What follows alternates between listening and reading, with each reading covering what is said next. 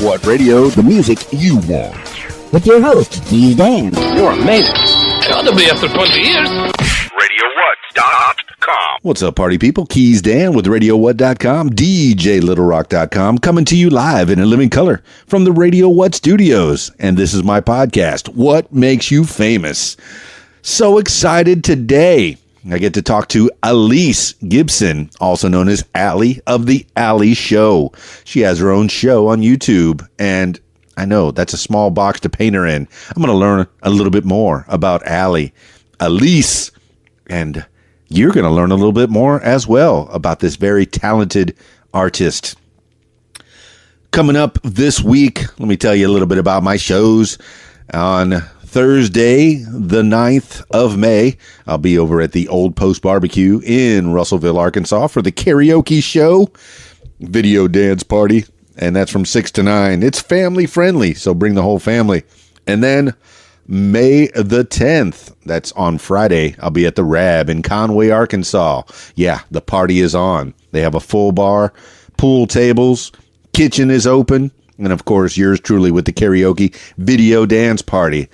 But without further ado, I want to talk to Allyse Gibson, Allie of the Allyse Show. Let's get into it. Calling Allyse Gibson now.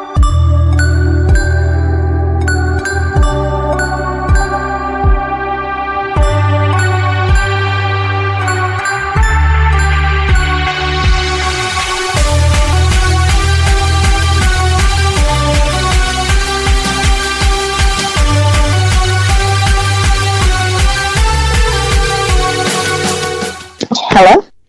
Hello, Allie? Yes. Okay. Is it Allie or Allyse? Either one. What do you prefer? You could just call me Allyse for this podcast, I guess. Allyse. All right. Yeah. Well, okay, as you may have noticed, it's KeysDAN with the What Makes You Famous podcast. How are you doing this evening? I'm great. How are you? Super duper. What have you been doing all day long?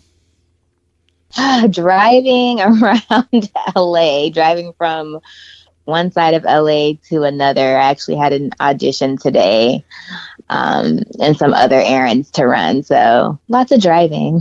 All right. Well, take me through a day of Allie or Allyse. Wow. Every day. No, today. Today. Okay. Yeah. Well, most every day varies, but I usually wake up and I try to give thanks for being alive, say some positive affirmations, and then look at my phone. I think that's very important to just be grateful before you get into that, get caught up in your phone, on Instagram and all that stuff. Then I look through my planner and see like what I have planned for the day. And then, so for my audition, it's a role for a web series. So I just went over my script again. And then I did something before that and I cannot remember. Now, is this a web series that's already established, or is it something that's upcoming? Yes, it's a new web series. The writer actually wrote another series as well. So it's not his first time completing actual series. So it's an independent web series. So well, you can give shout outs if you're allowed to. We got some time. Not at the moment because it's like still kind of like in development. It's always so secretive. I know. In the beginning stages, it's like a very fragile kind of thing. But the audition went very well. It was actually in Santa Monica, and I live like an hour away because of the traffic in LA. Yes. Yes. Been to LA. Well. Traffic at 2 a.m. Yes. There will be traffic at 2 a.m. in LA. It's absolutely hilarious. All the time. My goodness. Yeah. Yeah. So, and now, all right. So that's one of your facets. You're an actress, but you're also a musician. But you had beginnings that were pretty similar to mine, at least in location. You're a South Florida girl. I am. Yeah. From Palm Beach. I was born. You're from South Florida? Born in Miami, at North Miami General, and raised in the Florida Keys, which is where KeysDAN came from. Oh, wow. That's awesome. But I did go to Lovely. Western High School in Fort Lauderdale, so I was pretty close to you. And I've done Okay. a lot of weddings and a lot of parties up there in West Palm Beach. I'm very, very familiar, and I enjoy that area. So That's awesome. tell me about the beginnings of you, West Palm Beach. How was your early family life? Mom and dad? It was so cookie cutter. Suburbs. Well, give it to me. Yeah, I went to all magnet schools. So I had like a background in technology. So I taught myself how to do web design. I taught myself how to produce music.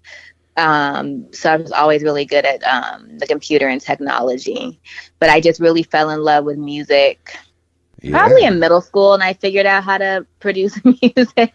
So that was like my little thing I would do after school, and I was a cheerleader. Yeah, of course. I just stopped cheerleading actually 2 years ago. So I was a cheerleader like my whole life up into my adult life. Well, all right. Now, as a cheerleader, are you able to make the alphabet with your body, with one person? Can they make the whole alphabet themselves? Give me an A, give me a B, give me a C. I think you can. If you get real creative, I think you definitely can. I know from time to time when I'm doing the MC work, I try to spell out the name of the place that I'm in, and I go, all the cheerleaders, give me a C, give me a, and then I just don't know how to do it myself. And I wish this was a visual podcast, but I'm kind of interested. Is there a place that I can go to learn how to visually do the cheerleading alphabet? You can Google anything. I'm sure it's on Google right now. All right. So take me back to West Palm Beach, the early days of Allyse.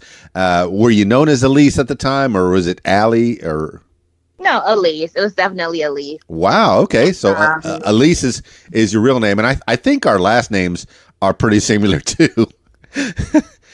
Gibson. I'm Gilson.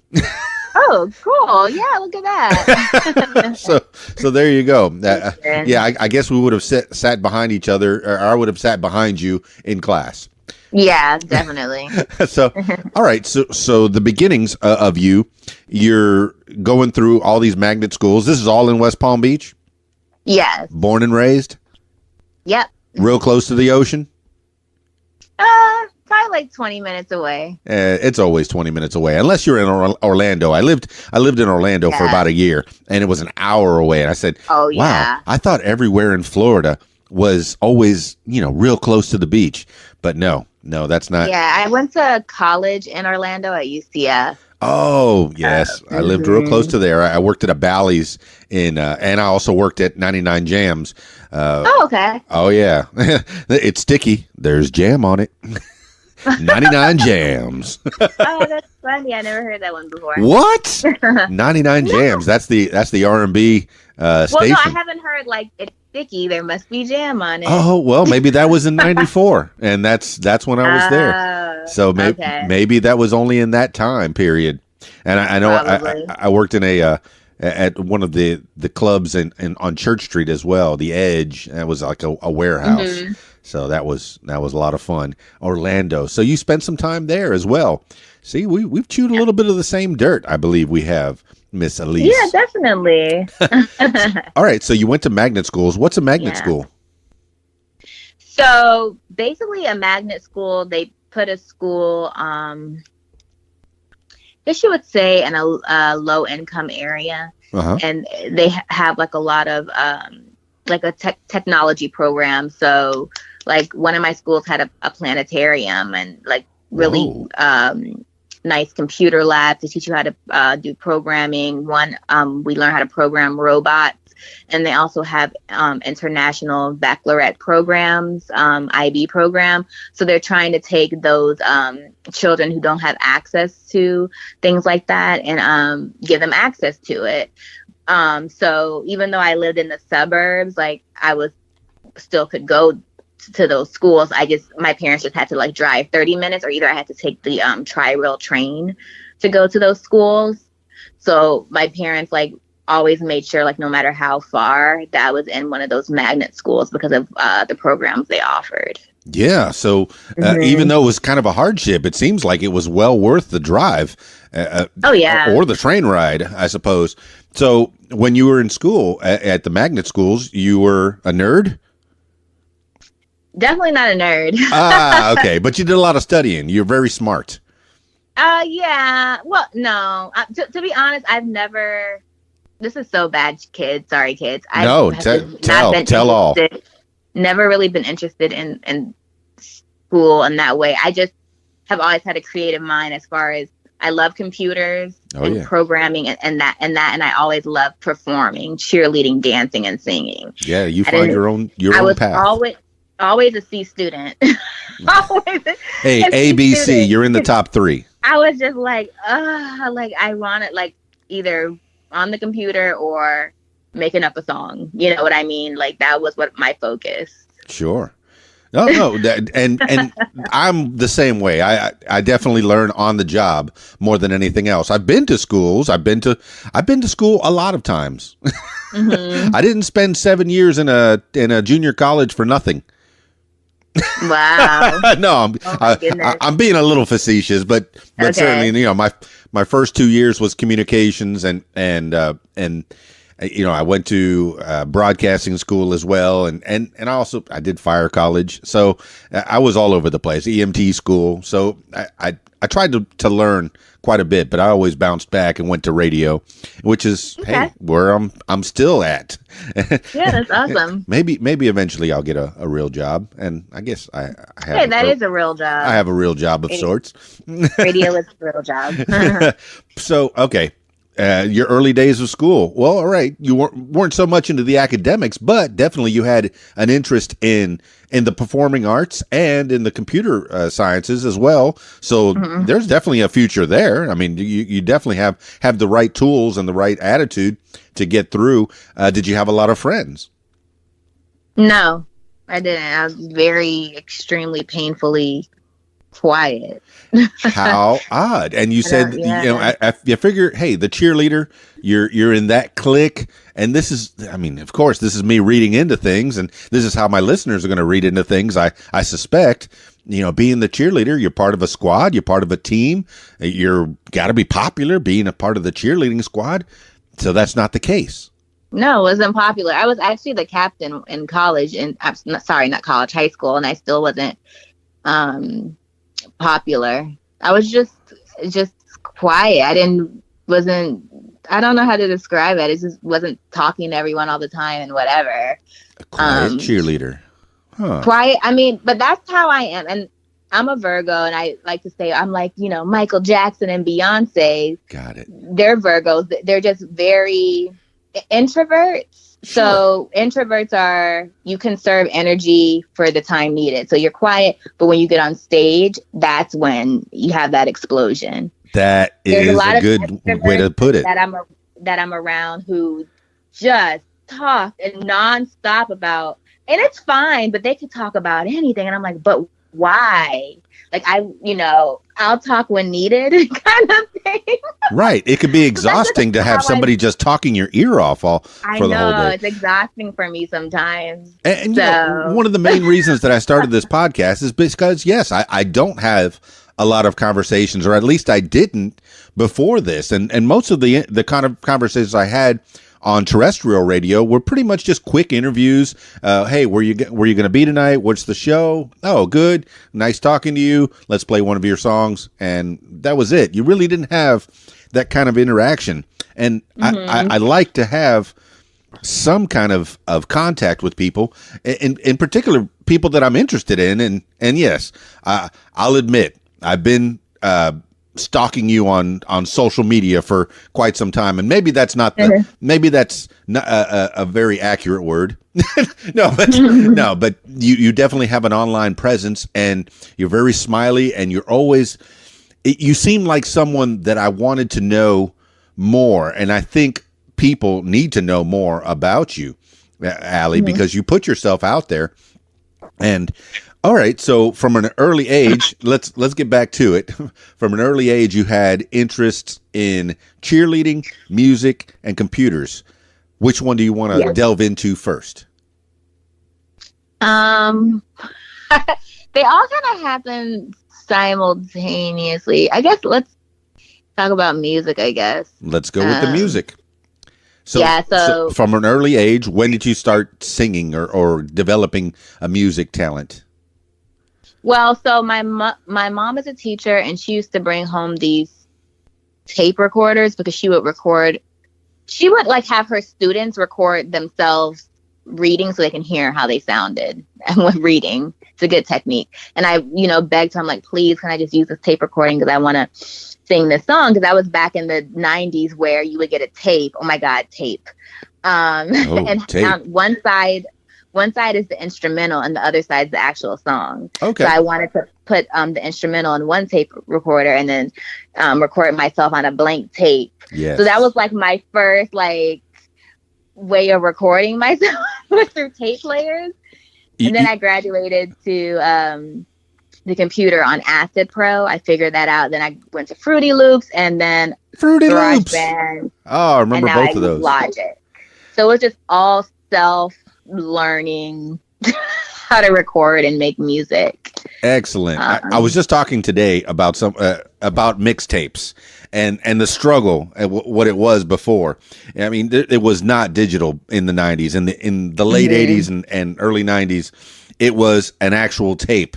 And if you wanted to make a tape for your girlfriend, you would have to record it off the radio and and make a tape. And you say, "Here, darling, I made this for you." And she would say, "Oh yeah, I listened to that. Why was the DJ's voice in the beginning and the end of every song?" So yes, mixtapes, actual cassette tapes, and you were making recordings on your own, just using kind of a tape to tape system that you made up on your own. It was so staticky and it sounded horrible, but thinking about it, it's quite impressive for a kid in middle school to figure out how to do that. Absolutely. Absolutely. And did you brag about these tapes? Did you give them to your friends? And Of course not. Oh. Of course not. I was just experimenting. Okay. So this was something just for you, maybe 8th or 9th grade? Yeah. Well, yeah, probably like 7th, 8th grade. 7th or 8th grade. All right. You're delving into the recording arts. And where do we go from here? And then like college, I got more serious. I even there was a period where this producer who claimed to be like Beyonce's cousin. Okay. Yeah, I think I met that guy. Oh, really? No. Yeah, I think I dated Speech from Arrested Development's cousin. You always in South Florida you get a lot of cousins. I think a lot of the Marleys live there as well. Okay. Yeah, but he had me come down to a studio in Miami that was a really nice studio, and we recorded a couple songs and then just never, he was supposed to go shop them for a record label or something. I don't know. Just never heard from him. So I had a lot of false starts like that. Yes. When I was in college. And then, I was in college going to school for business, didn't want to be there in college, but, my parents, that's not an option. They made me go to college, which I'm very grateful for now that they made me go because I didn't want to be there. I wanted to go straight to LA and become a singer and actress, Sure. Sure. No, you're going to college. Hey, that's smart. It's nice to have something to fall back on, but I've heard it both ways as well. If you're serious and you really want to do this, you just go for it. Yeah. And that was your idea, but mom wasn't having it. No, and I'm kind of glad because I was just super, I don't want to say, immature. I think I was a little immature for my age and I was so small. I still look a lot younger than I am, but back then I was just so tiny and I looked super young. So imagine looking at pictures from when I just started college, me in LA. Right. I don't know how that, because I didn't have any family or friends in LA, So, yeah, I'm kind of glad I waited to move. Yeah, so before we get to LA, let's back up then. We'll go into the computer sciences. What did you do with computers? Well, that kind of just tied into the music production because I just learned how to make my own beats, also edit my own videos and things like that. And And then once I entered the job market after graduation, I became a data analyst for insurance companies. What? So I just kind of like naturally kept getting promoted to more and more like techie kind of thing. And, a lot of my coworkers were like, oh my God, this program is not working. And I would just go over there and be like, well, you're not clicking here. And they're like, oh, so I would fix a lot of little issues. So I just got known as if anyone needed help with anything in the program or Excel or anything, they would just be like, just call Allyse, and I would just come over and just help them. Wow. You became the company's computer guy. Yeah. IT So that's girl. what happened with my corporate career. And again, not wanting to be there, Sure. but having to pay bills, but really having this dream of being an entertainer. Okay. So that's why I stayed doing the professional cheerleading, because with professional cheerleading, they know you're working women. So they have rehearsals, from like 6 or 7 to 10 p.m. at night. And then, games are on the weekends. So it fits like, a working woman schedule doing that. Well, I definitely want to get into the professional cheerleading. Let's back up. What did mom do? What kind of work was she doing? So my mom's a reading teacher for, I don't know how many years, but I want to say probably 40 years. Wow, staying She's power. very well known in Palm Beach as a specialist, just really well respected. And she's just really good. Just watching her with children, like teaching them how to read, I'm like, dang, she's good. Yeah, okay. I want my kids to learn. And I think that's, why I speak so well. And I am a good writer because of her, So you had that instilled from an early age. And same with my father. Like, Did she especially ever- my dad. Like, Did she ever get to teach you at school? Yeah. Oh, not at school. Okay. But okay. just, at home. All right. Well, go back and what did your dad do? He he was working for like insurance companies. I guess that's how I got involved with insurance companies. Okay. While I was growing up, but he's retired now. Yeah. Now the insurance game, it's kind of tricky. You have to hustle a lot on that one, or is it? Yeah. Easy? Well, he was doing sales. He also worked for like a shipping company too when I was growing up. But yeah, I mean, if you're a good salesman, it's easy. I don't think I'm very good at selling. Okay. But I mean, everyone needs insurance. That's why you're always going to have a job in that industry, because everyone needs insurance. Yeah, my best buddy in Fort Lauderdale, he was in the insurance game for a while, and it seemed like he was always hustling and trying to. Oh, hey, you need some insurance? You need some insurance? That's the opener for every conversation, and I'm glad that he had the other job. That seems like maybe it was a little more stable, but certainly, hey, it seems like you had a stable home, and is this the case? Yeah, definitely. Definitely. I'm very blessed to have Yes. that upbringing. And, my parents did what they thought was best for me as far as my education and wanting me to get a solid job where, I had, like the last job I had was out here in LA for a Fortune 100 company. Had a company credit card. I got to travel, make good money, good benefits. But, I had such a good job and I loved it, but I'm like, I'm still not doing what I want. Exactly.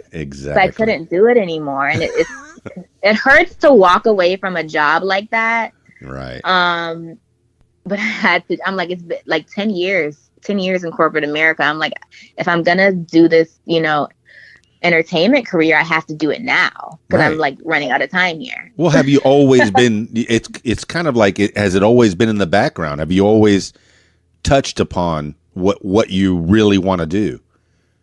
Yeah, because I mean, with a corporate job, it requires your 40 hours a week. Sure. But so does working in the entertainment industry. It requires 40 hours a week. Absolutely. So I was prioritizing the corporate job out of fear of ending up homeless, like so many people, or like just being broke. Like I was just afraid. I didn't know anything else but corporate life. Oh, you hardly ever hear the word artist without starving in front of it. Oh, yeah. And you just don't want to have that. So it's good that you had a Joe job. You had something to keep the bills paid, as it were. And it seems like you're very responsible in doing that, of course. So, all right. So let's back up and delve into the cheerleading. You've been cheerleading since an early age. When was the first time you cheerleaded? Well, I started off doing gymnastics when I was like 4. Oh, okay. And then transitioned into cheerleading because, you know, you can still tumble and do all the crazy stunts and stuff. It's just like, I guess, an adrenaline junkie in that way. Right. But yeah, my first professional cheerleading team was Florida Panthers. Okay. My mom went there. I'm sorry? My mom was a Panther. Oh, Florida Panthers? I think, yeah. Isn't that University of South Florida? Or? No. Well, this is NHL. It's hockey. So it's National I'm Hockey sorry. League. Yes, the Yeah. Panthers. Yes, now I know. I'm not that into hockey, but yes, I remember there was a hockey team down in South Florida. Is it still there? Yeah. No, well, they still have the hockey team, but they don't have the dancers anymore. What? But we were like at that time like the best hockey dancer. You don't think that, you know, a hockey team is going to have dancers, but we were really great. I miss that team a lot. Wait a minute. That's a good experience. When were you there? What years were you there? I feel like it was 2011 through 2012 or 2012 through 2013. No, 2012 through 2013, I think. Okay. All right. I think I met up with the Florida Panthers over at the Homestead Miami Speedway. I think it was 2007, and I probably have a picture with the team. Yeah, probably. At the Homestead Miami Speedway. I was doing work for a radio, and I also DJ'd a party, and I met up with Lennox Lewis, and DJing in front of 70,000 people. That was kind of fun. Wow. Yeah. That's a nice crowd. So, yeah, so all right. So with the Florida Panthers in 2012, and was that fun? Was that a good experience? Yeah, it was a blast. It was like my first like introduction to performing for a crowd that big. You learn how to do your own hair and makeup, which comes in handy out here in LA when you have to audition a lot. You have to come looking the part already. So professional cheerleading helps you, you know, kind of figure out your look.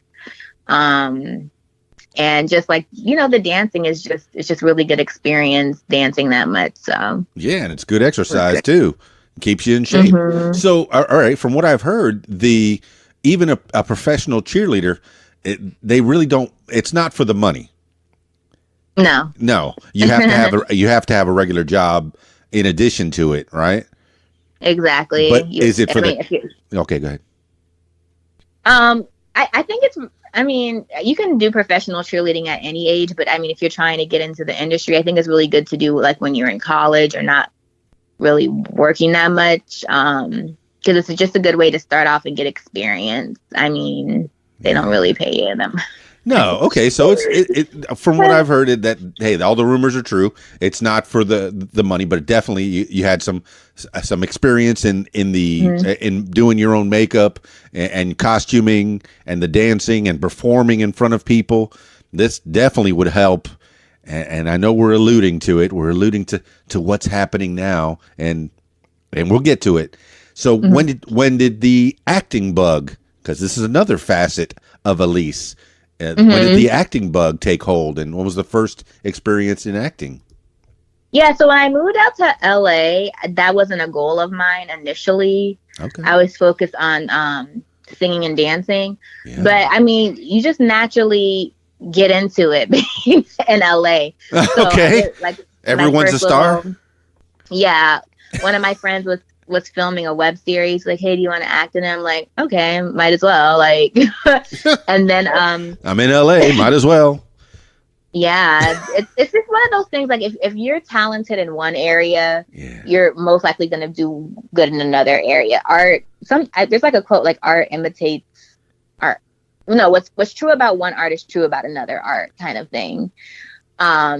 So being a dancer and a singer is just very comfortable for me to act. And then I created the Allyse show, which is me interviewing other upcoming people. And that's not really acting, it's hosting. Yeah. But doing that show, I just realized I started to learn how to interact with the camera, the person who's filming me, the person who, I'm interviewing. So that kind of like opened me up to the acting world. So the Alley Show is a web series as well. Is it all on YouTube? Yeah, it's all on YouTube right now. Oh, well, that's pretty cool. Is it one camera, two cameras, three?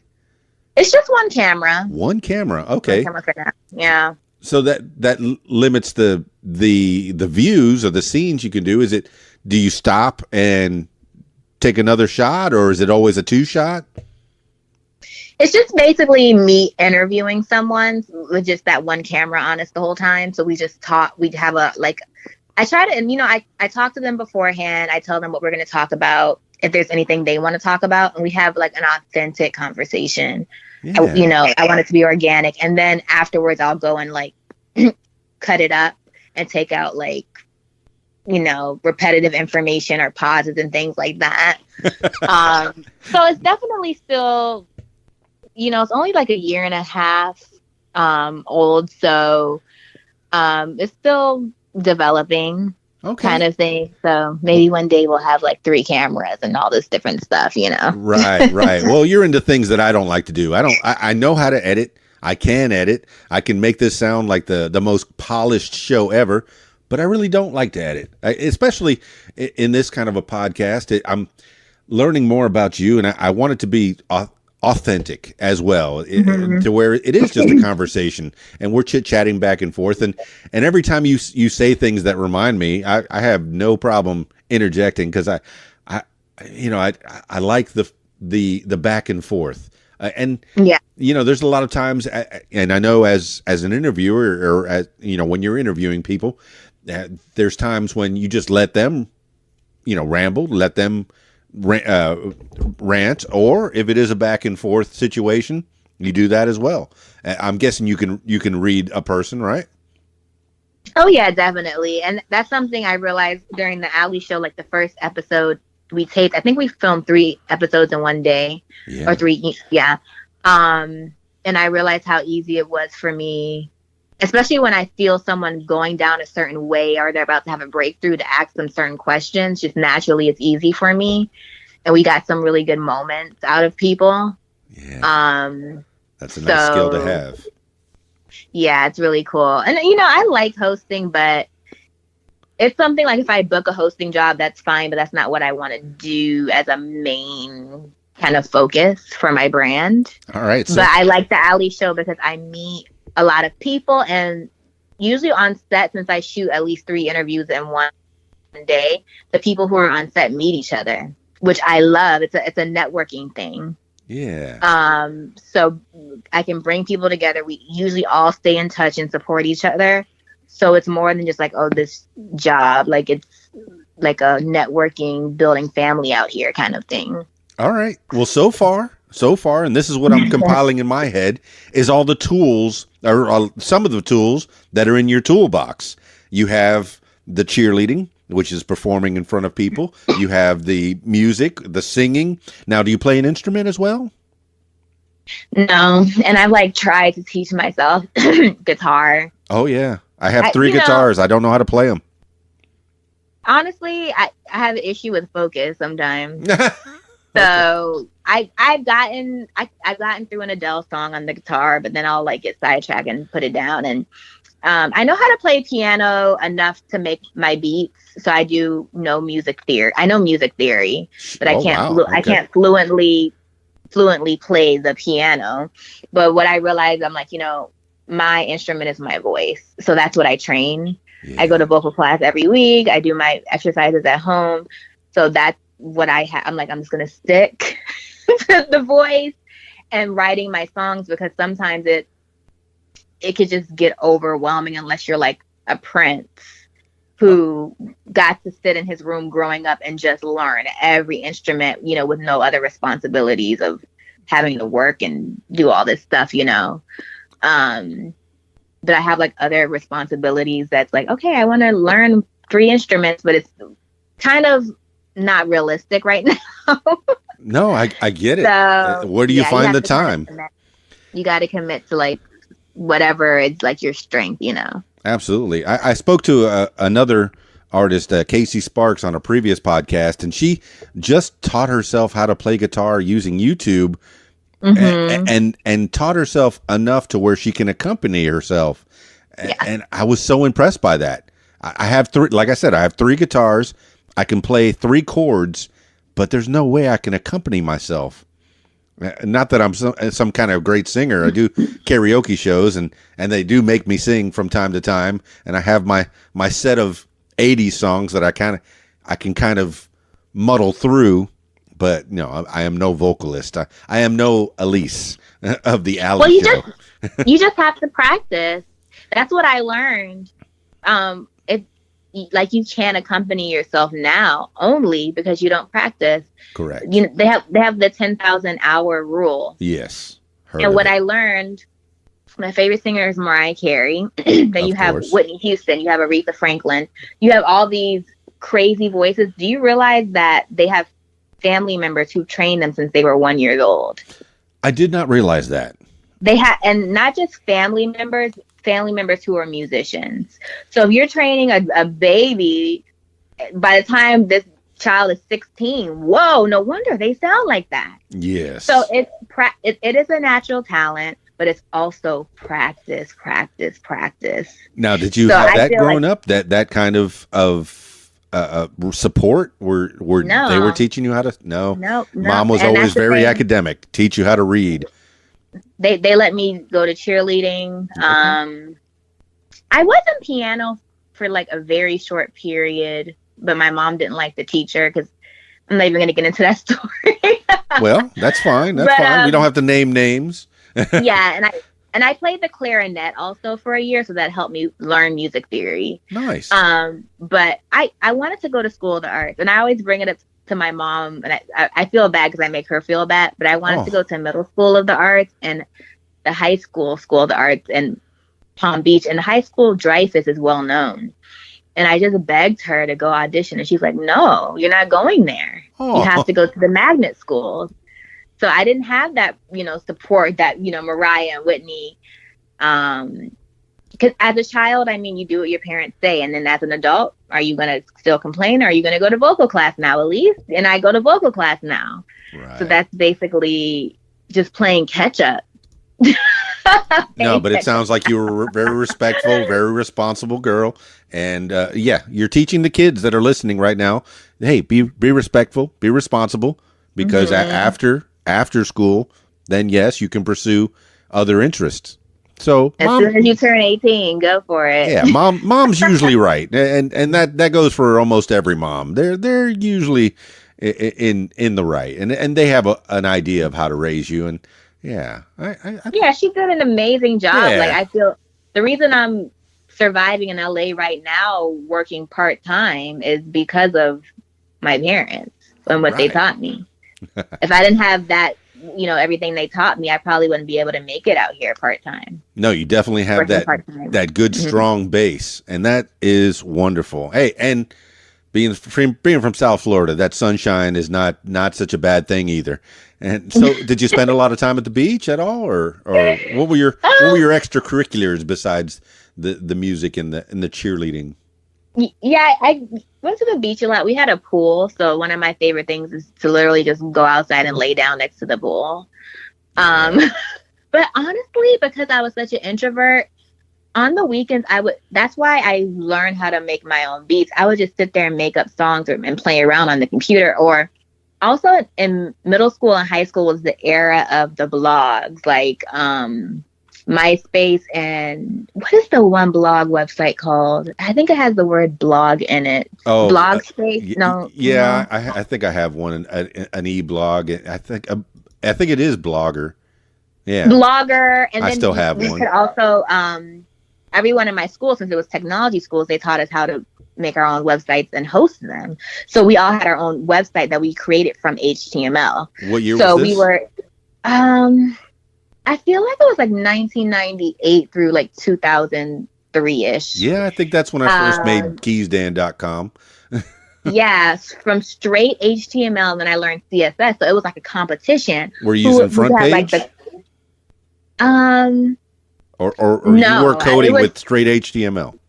just Notepad, straight HTML, and you Ouch. upload it to the site. Now that's we were hard. bad. Me and my friends were bad. Like, and there was like competition who could have like the most flashiest this, a song here, scrolling here. Then we would like write a blog and like gossip and like, so we would do that when we got home. No, that I is guess I very was a smart. nerd. No.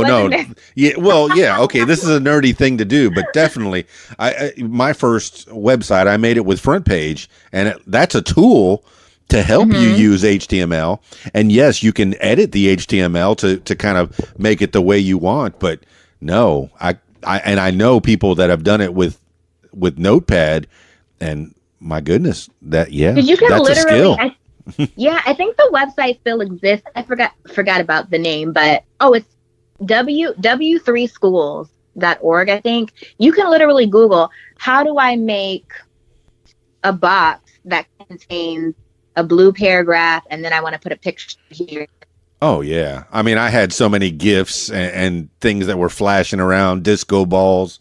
Yeah. It'll give you the code. So you literally copy and paste. You upload it. It doesn't work. Let me go change it, upload it, and you keep tweaking it until it works. So that's what we would do.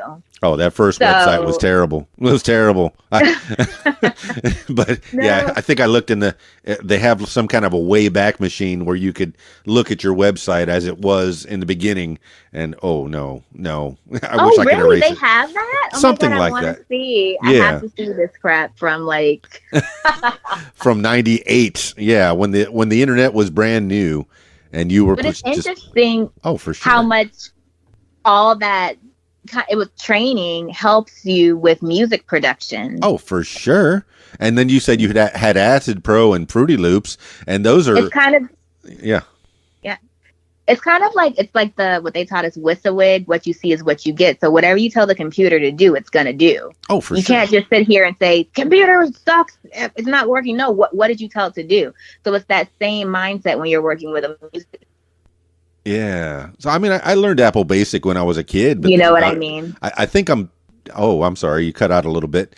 I think maybe I might be about, I don't know, a few years older than you. And I graduated in 86. I think you were born that year, weren't you?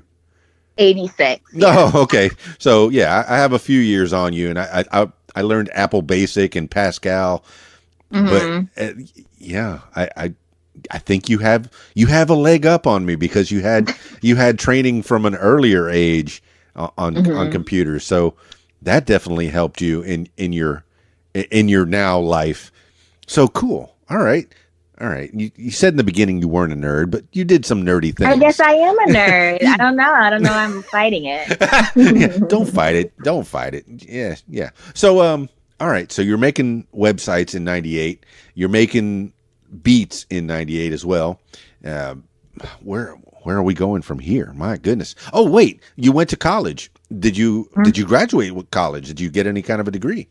Yeah, I got a bachelor's in business management because, the other option was like, okay, if I can't go to school for dance and start a business, that's the next most ambitious thing. Hey, well, that's a win. Mom was in your corner, and mom made you go through, and you fought through, and you did it. Yeah, definitely. All with right. my C average. Hey, yeah, like I said, top 3, A, B, C. You're in the top 3. You're good. Yay, mom and dad. All right. So, how soon after college? Let's see. You graduated college, maybe what? 99, 2000. Oh, 2004. 2004. And are you going straight to LA from here? Actually moved to Atlanta. Oh, okay. That's when Atlanta started popping for the music. I think Sierra was out, and the issue was I graduated the year of the recession. And I remember them telling us at our graduation, the speaker is like, you're graduating at the worst period of time ever. It's the recession, but you can still do it. That was kind of like the message of the speech. I go out there. Thanks for the pep talk. Appreciate it. So did you go to Athens, Georgia? Or no, Atlanta? But Athens was Atlanta, really, yeah. Athens was really like the music town. That's where Hootie came. Hootie and the Bluefish, Darius Rucker. Yeah, a lot of bands are out of Athens. But hey, Hotlanta. All right, tell me about Hotlanta. It was, but yeah, I was staying with a friend, but I just couldn't get a job. I couldn't get a corporate job, and I had a waitressing job, but it was for a hotel. I'm sorry, you buffet. cut out. What happened? 1 second, let me. Can you hear me better? Oh, for sure. Okay. Yeah, I basically had a waitressing job that was not lucrative, and I just was like, no, let me go back home. So I ended up moving back home after like a few months. Like I didn't last long at all. Oh, And then once I thought Atlanta was going to be an adventure. Yeah, when I got back to Florida, it still took like a good year for me to get a corporate job because people just were not hiring. It was the recession. So that was that. 2005. Yeah, we're back in West Palm Beach with nothing. Yeah. All right. You got nothing in your pockets. Where do we go from here? Well, I was working as a waitress for like a year, and then I finally got a corporate job. So that's where I started the analyst career. Yeah. Then. Yeah. All right. So this is 2006 then. Yeah, I guess like 2006. Yeah.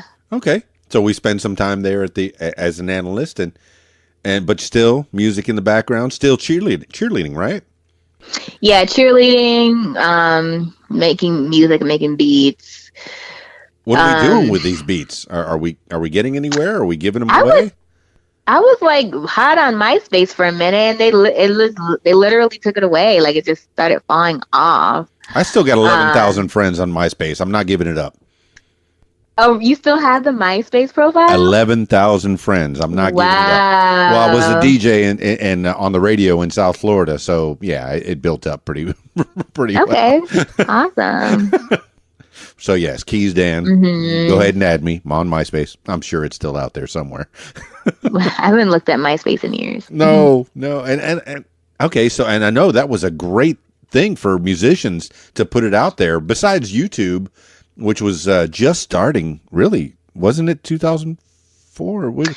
Yeah, it was just starting. I think I started to notice it maybe around that time, 2007, 8ish. Right. But MySpace for musicians and any kind of creative people, that was a great way to share your ideas. So you were you were doing that a little bit before. Yeah, I was popping on MySpace, and I remember Yes. Nicki Minaj. I remember her on there before she got big.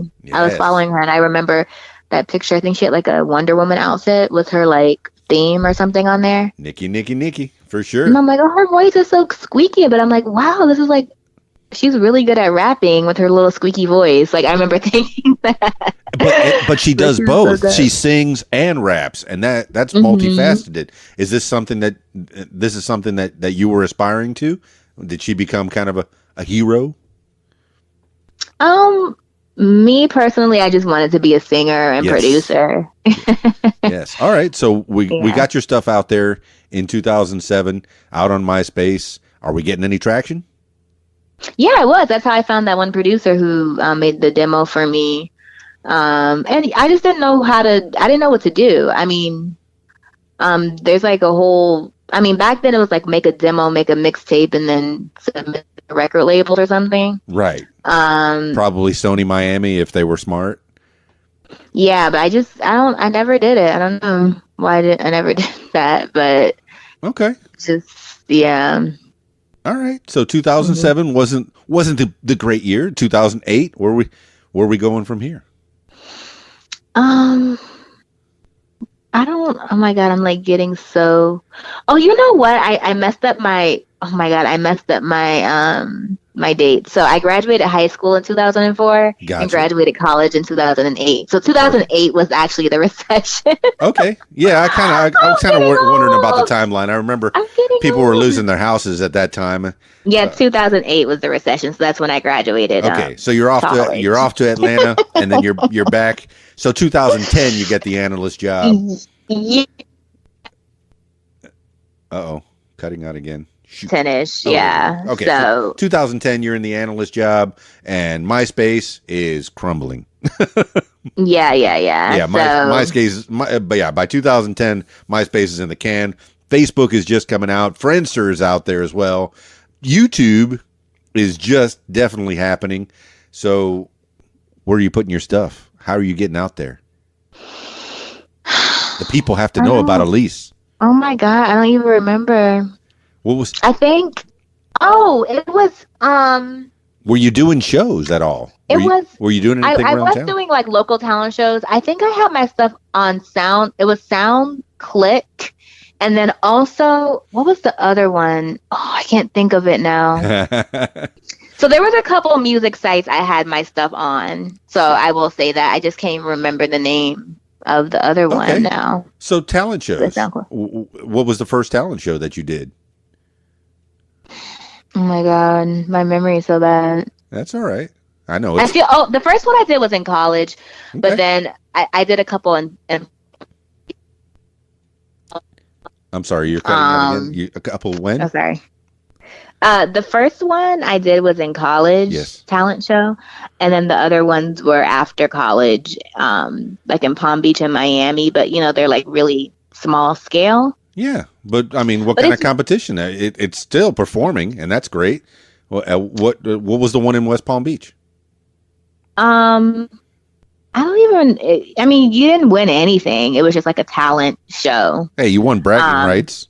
Exactly. So it was cool because it gave me experience. Sure. Performing and singing into a mic and all that good stuff. So, and then like years later, I got into karaoke, and I did start taking vocal classes of like a year or so before I ended up moving to LA.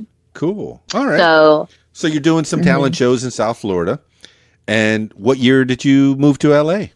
Let's go. Let's go to LA. I moved, I think it was 2012. Yeah. What made you pack up? What made you finally make the plunge? Mom, Dad, I love you. The analyst job, I don't like you that much. Yeah. I'm going to Cali. So I got a promotion at work probably like a couple years before. I loved my new boss. Great job. Yeah. But I was sitting in my cubicle one day, and I'm just like, this is not what I want to do. Like, I'm a singer. Like, right. Why am I'm like, I can't. And you know what would happen too? People at work would retire. We would have retirement parties. And they never looked happy. Oh. And one lady, our VP, was like, something about her not being able to afford eating out anymore. Like, it was a joke, but this lady would come and designer, and like, she's the VP. Right. But people were scared. And I'm like, how do you work for a company your whole life and you're retired and you're not happy? And I'm like, that can't be me. I'm not working for this company and like going this route. I'm like, I'm going to take a chance on my dreams. You know what I mean? So you saw your possible future, Allie. Yeah. You saw your excited. And you said, no, I'm going another direction. 2012. Yeah. What did you tell the boss? I asked her if I could work from home in LA because everything I did was online. Oh, okay. And I could train people online too. Because that was a lot of my job was training. And she asked the president, and he was like, yeah. And she's like, sure. What? And I'm like, are you serious? Oh my goodness, you made your own job. And that's why I'm like, a lot of people will complain at work about not getting promotions and not getting opportunity. But if you do right by people, if you're a likable person, you do more than what you're supposed to do. Yeah. When you have that time where you need a favor, sure, that's when it's going to help. It may take a couple years, but that's when it's going to come into play. And my brother, he lives in New York. He's very good at doing that too. You made your own opportunity. You made your own position. And they didn't want to lose me because I'm good at what I do and I can do it online. So why not let me work remotely? Goodness. I wasn't even expecting this. I never know what to expect. So that's great. All right. And so you go to LA and you still got your job. Yeah, but I was able to get approved for an apartment because I have, recent paychecks that are nice, recent pay stubs they see. So I didn't have like the typical, the first time I moved to LA, I'm on my second time now, but the first time I didn't have like that typical struggling kind of thing. I was able to like move very smoothly. Thank God.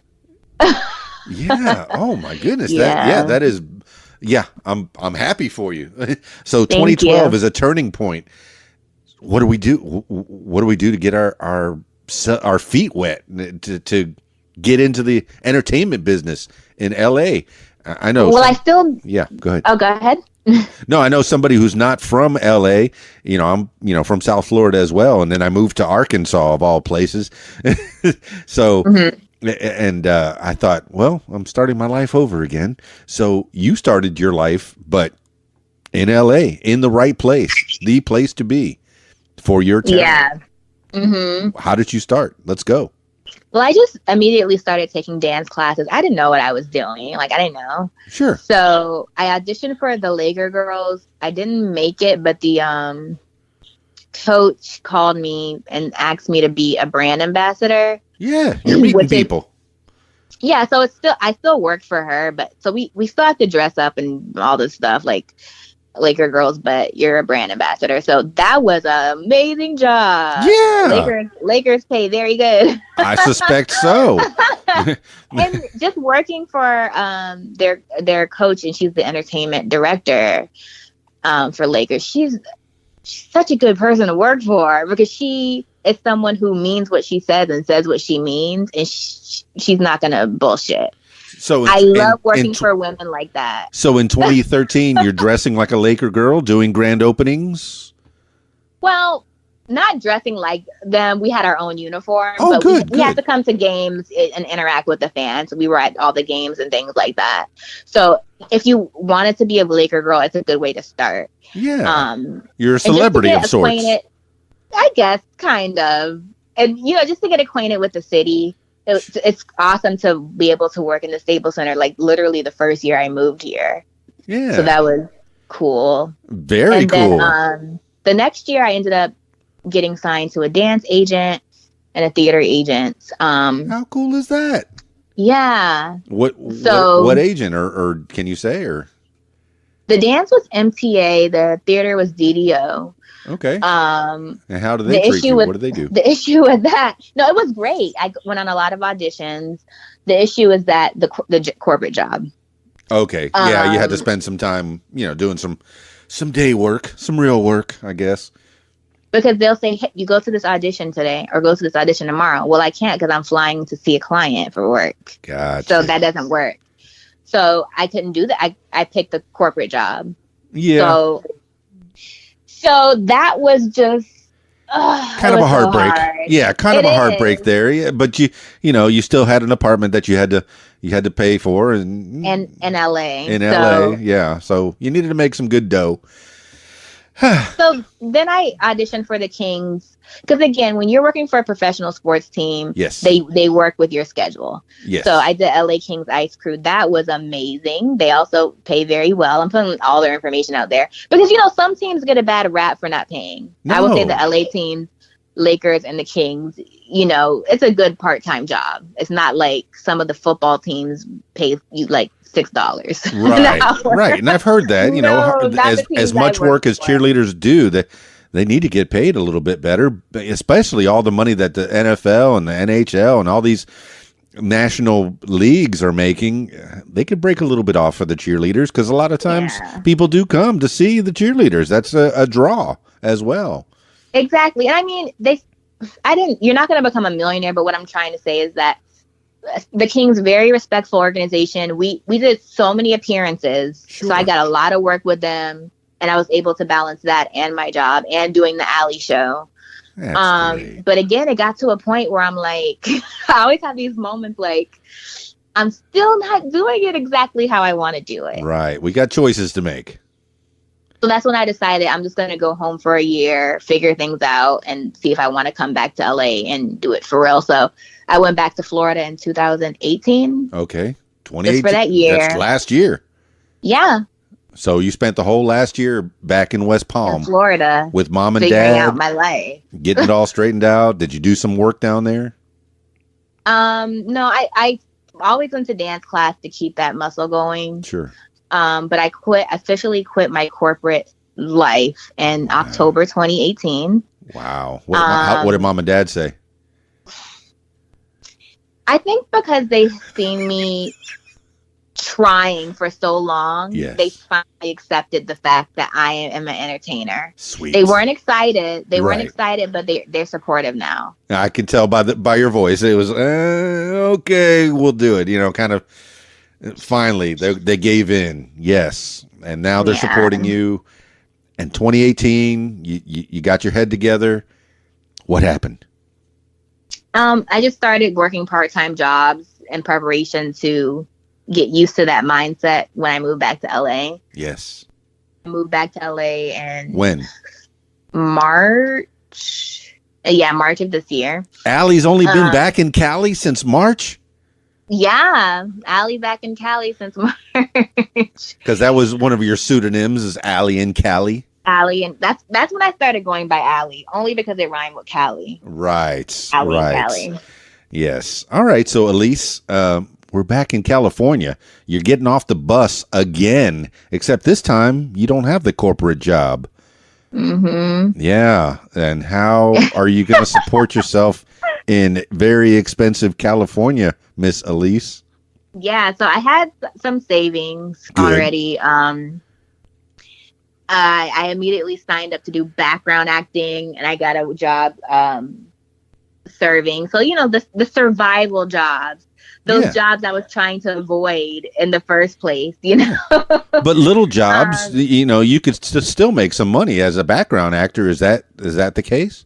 Yeah, and the thing about background acting that's great is that it's experience on set. You get to watch A-list actors do what they do and learn. You get to learn all the different terminology that the crew uses. You get to see what the director likes. And you also can get SAG vouchers. So you can get, basically you can get qualified to join the actors union. I love that this is all learning experiences. Go. And so you get qualified to join the actors union? Yeah, you can. I'm still working on that. Oh, okay. Okay. I thought we were heading that way. Yeah. Yeah. So, the more I do, the more chances I have of being in a situation where I would get a SAG voucher. So, have you ever had any speaking roles? Because I hear that is like a better push. Just for student film so far. Right, right. I mean, but if you get like even a line in a major motion picture, that should get you a card quick, right? Oh yeah, definitely. Yeah, that's the way to do it. All so right.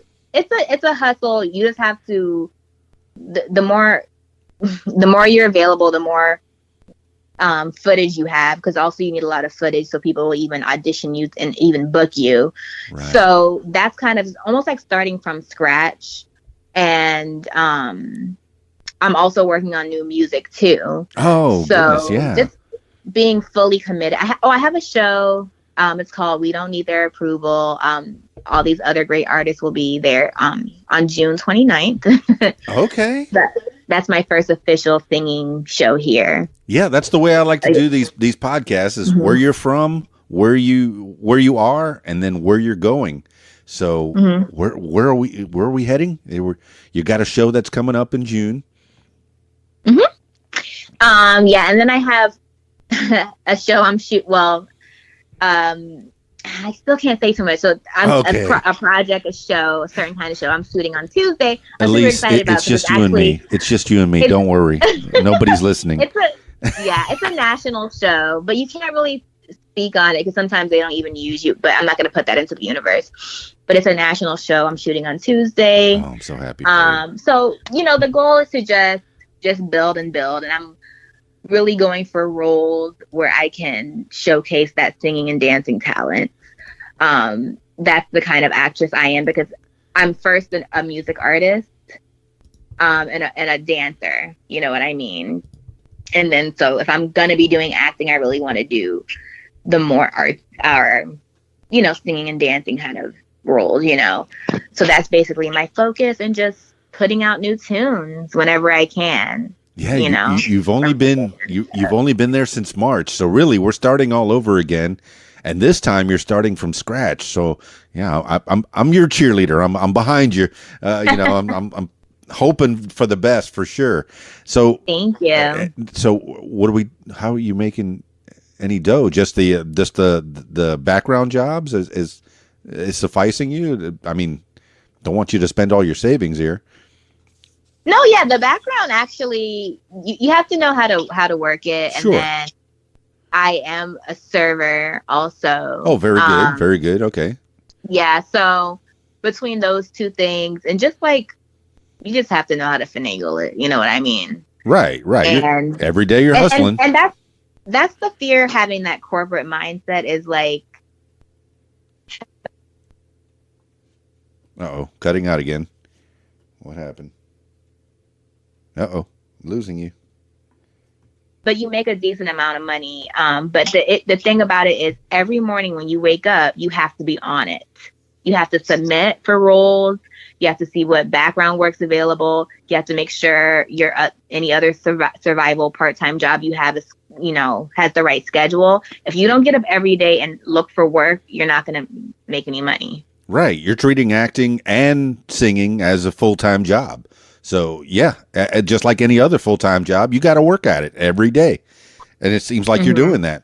So, are you recording more music? Wait, what was the first song that you recorded and put out there to the world? The first song ever? Well, the first one that you had digitally mastered and was, professionally done and put it out there. The first song was when I first moved to LA. I think it was in 2015 maybe, called Playlist. So that was one of the best experiences I had recording a song. And is that all on YouTube or it could be found? On any music app. Any music app, just search Allyse Playlist, ALLYSE. Oh, I'm Playlist. doing that now. And that's featuring Clean. And talk about their new song, Playlist. Yeah, it's produced by Luke and Simon. And it was just awesome. Like, I basically came to them and said, this is the kind of feel I want the beat to have.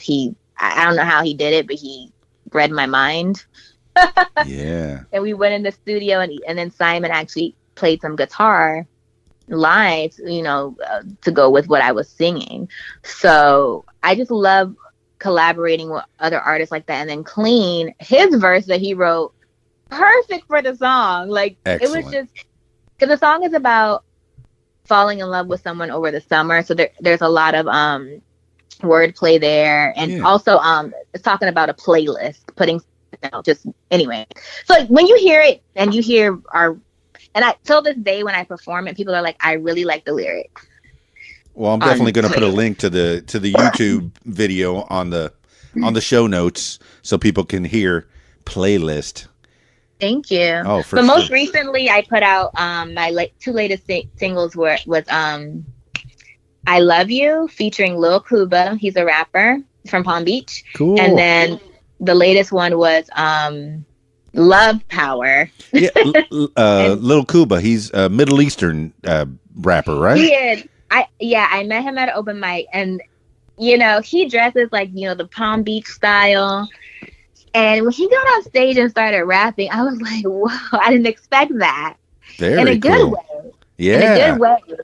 So that's I asked him if he wanted to jump on this song because I wrote, "I Love You." I wrote a first and second verse, but I'm like, you know what? It would be cool to have him on the second verse. So I just scrapped my second verse and he wrote a verse. And we shot a music video. It's so cute. I love that video. It was shot by Rodney Cooper. Okay. And then so was my second music video. It's also shot by him for Love Power. All right. Well, I'm putting on the show notes the YouTube as well, so people can find that. And it's Sweet Siren. Where did that come from? That was a name I made up like a long time ago. It's like your first email. You just don't know where it come from. But yeah, and I was putting all my music related things on there. So all my music related things are on that Sweet Siren channel, and then the Allyse Show is on the Allyse Show channel. So I have two different YouTubes. Very cool. Very cool. Yeah, I have three, one for the karaoke, one for the radio, and one for the KeysDAN, like for weddings and stuff like that. But yeah, oh my goodness. So Sweet Siren, there has to be I thought I changed that. I'm glad you said that because I thought I updated that. So like Allyse Music. Well, it does say Allyse Music, but definitely the YouTube user, the URL is still Sweet Siren 1. See, so I gotta fix that. Well, that means you'd have to make a whole new YouTube channel or maybe ask them, but I wouldn't do that. Just leave it Sweet Siren. I kind of like it. A little throwback to my mindset back then. What the hell? Sure enough. And you may come up in a movie as the Sweet Siren. Well, the reason I picked that siren is because, Siren is like a mermaid who sings and seduces men. So I was in that state of mind back then, like I'm gonna seduce you kind of thing. Oh no, girl. Well, you got to a little bit, with your sweet voice. You got to seduce a little bit. It's all part of the game, right? Yeah. So very cool. So you got a show coming up in June. I'm so stoked for you on that one. And then you have a possible web series that's coming out. I'm so stoked for you on that one. And you're still beating the streets and making music. You're currently using, well, I guess you gave up your Fruity Loops. You said you were using something else? Logic Pro. Logic Pro X. Is that a pretty good? I haven't produced since like a few singles ago. Yeah. Because again, like I'm trying to focus on certain things. So. Well, I'm seeing your playlist. You got Love Power and I Love You with Lil Cuba and then Thoughts and Chill. Oh, okay. Yeah, Thoughts and Chill.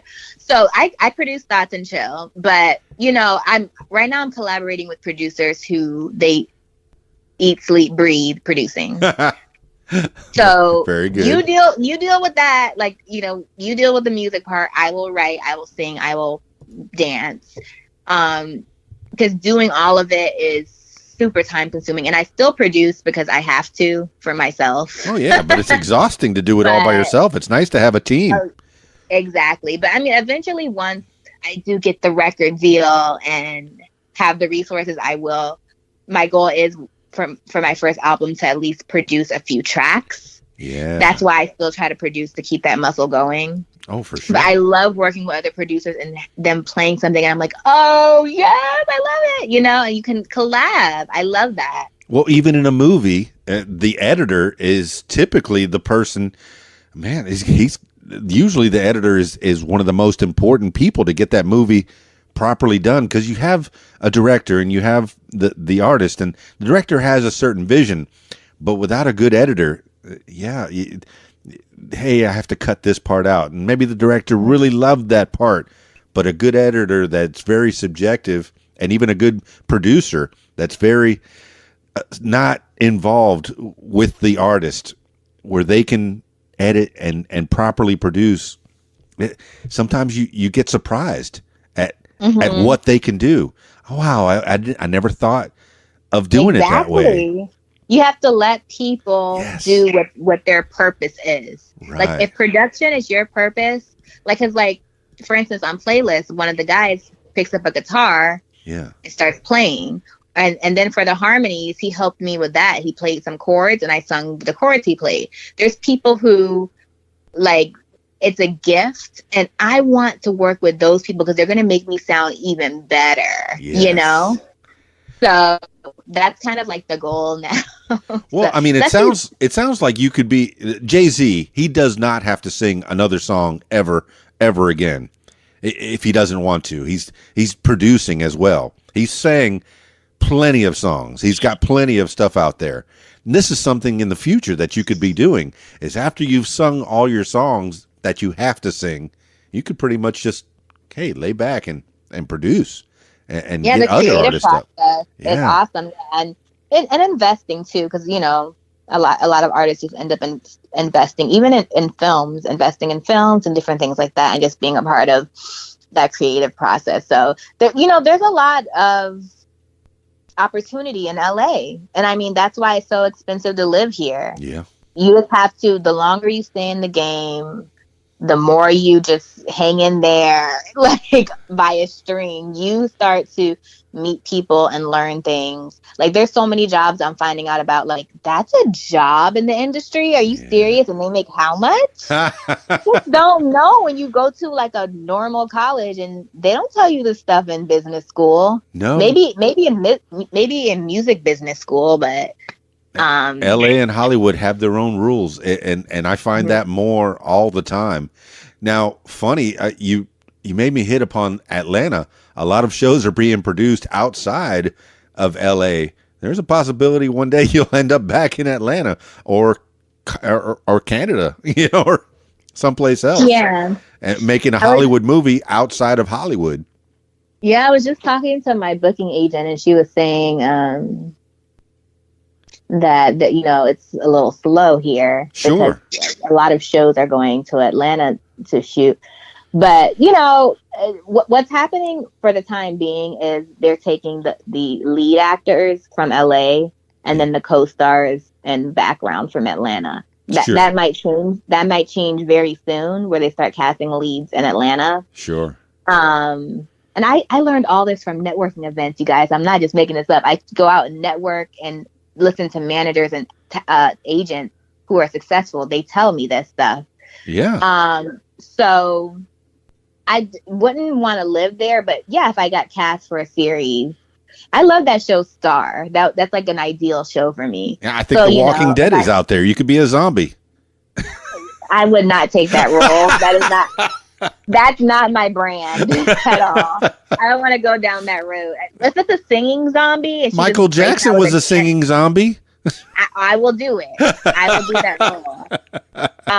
Didn't they just have a season finale? I know. I think it's over. Yeah. But yeah, if I get cast and I have to shoot there, that's fine. I knew an actress who shot out in Atlanta and would just go to shoot, but she actually lived in LA. All right. So that's fine. But so produce Walking Dead the musical, and Allyse is in.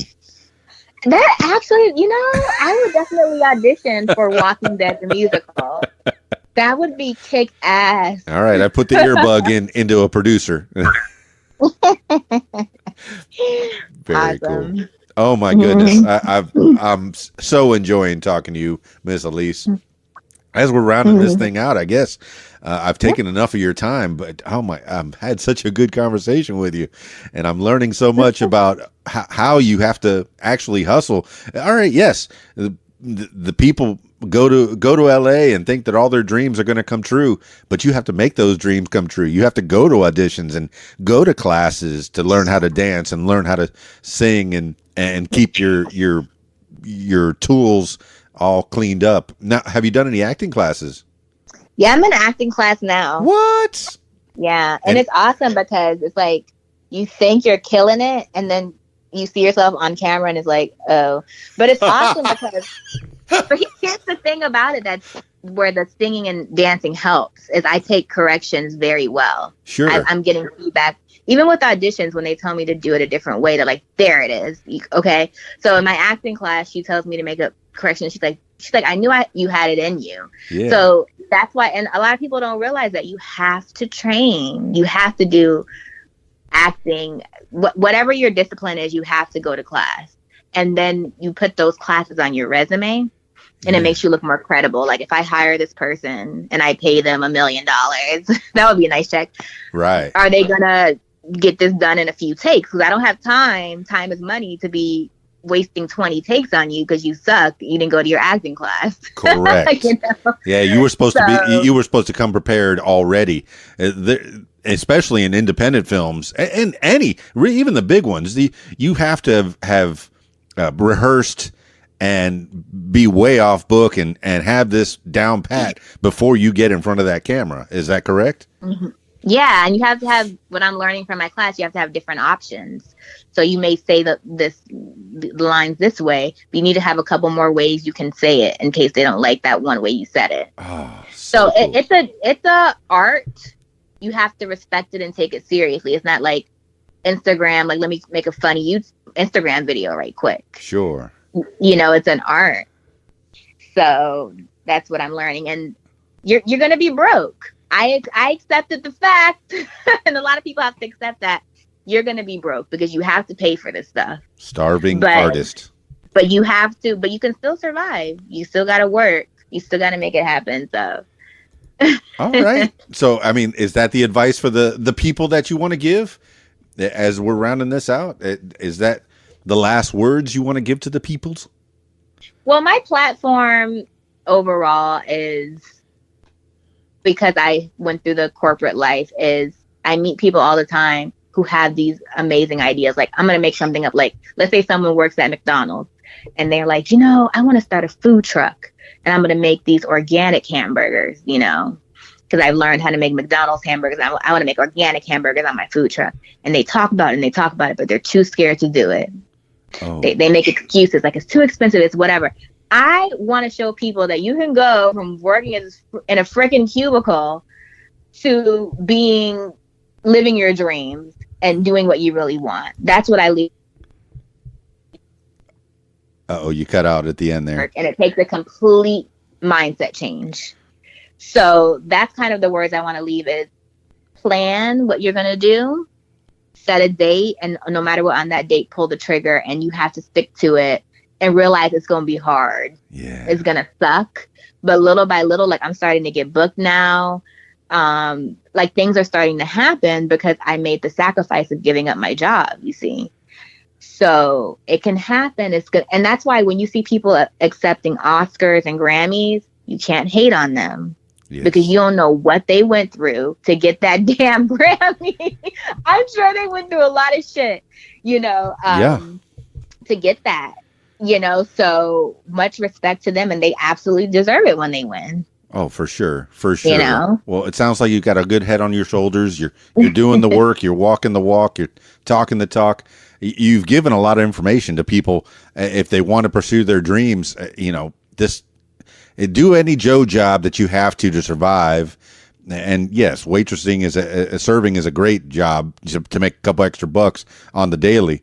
But and hopefully it's something that, it seems like it's something that allows you to still go on your auditions and do your classes so you can perfect your craft. And boy, did that sound weird saying your craft. I'm an artist. No, that's right. Yeah, it's a flexible job. It's like the most typical flexible job where you can make a decent amount of money in one night. Yeah, that's why serving's cool.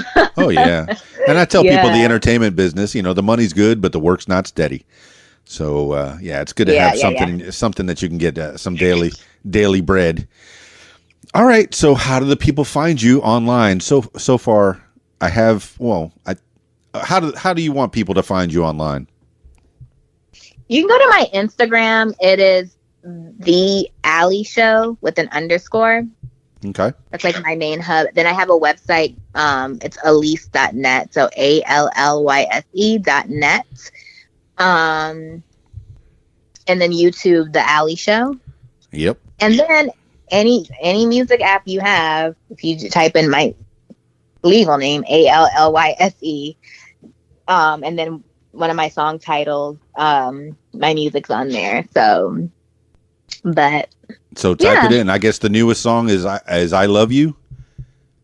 No, Love Power. Love Power. Okay, yes, I know that one is newer on the website. Yeah, I probably should have said that. They both came out within like 3 months of each other, so I guess they're both kind of, Well, I'm so excited for you, Allyse Gibson, talking to Daniel Gilson. Wow, so close.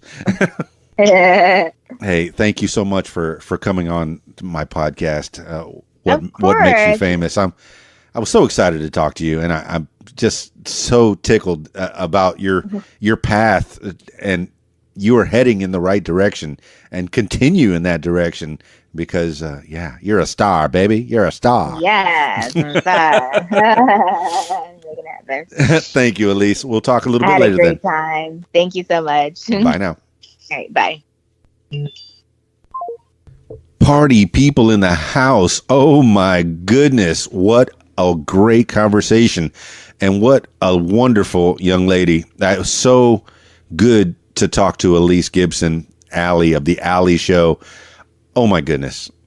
Thank you so much for coming on the program. And I'm so happy to have learned a little bit more about you. And ever forward, get to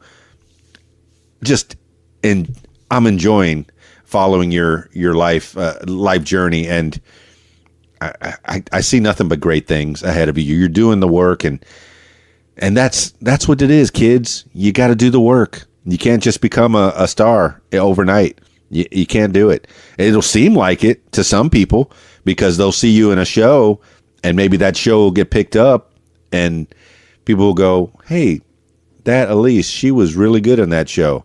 And then it snowballs from there. And that's funny to say snowball in California. I guess there's snow in Northern California, but I digress. Thank you so much for listening to the program, What Makes You Famous. If you want to tell your story, please give me a call at 501-470-6386 or email info@radiowhat.com. Thank you so much for listening to the show. I'm just having a good time getting these conversations going and learning more about people and how they start and where they are and where they're heading. And Allyse Gibson, thank you so much for coming on the program. That's it for me for right now. More to come. Stick around. It's KeysDAN, RadioWhat.com, DJLittleRock.com. Peace. I'm out of here. Radio What? The music you want. Hey guys, this is Shelly G with a fast fact. Mel Blanc, who played the voice of Bugs Bunny, was allergic to carrots. Do you have a fast fact? Share it with us at Interactive Radio, RadioWhat.com. Tweet, yo. Follow Radio What on Twitter at Radio What Twit. Tweet, yo.